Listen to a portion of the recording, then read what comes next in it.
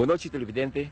Estava-nos grande orgulho e honor de ter de nosso programa de noite dois homens de idade rupi avançada que estavam dispostos para contar-nos que conang hasi para chegar a uma idade assim bonita. Na primeiro lugar, lá nos entrevistar. Qual é o nome lá? Juancito. Senhor Juancito. Senhor Juancito, por contar-nos que o Juancito hasi para chegar a uma idade avançada assim, né?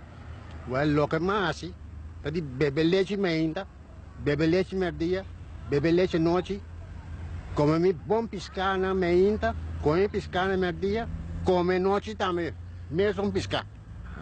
Bonita. E quanto aí, senhor Juancito tem? Well, começar a 90 anos miting, seguro.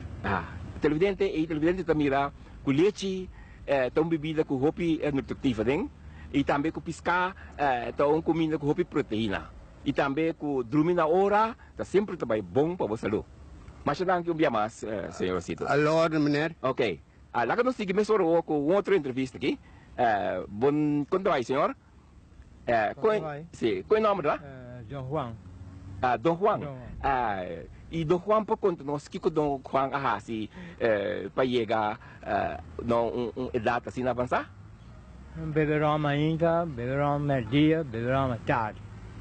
Corre parando mainta, merdia, tarde. Perde sonho.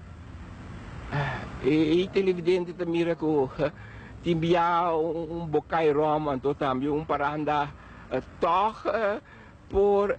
Pero quanto há Dom Juan tinha dentro de si? Acaba de 19.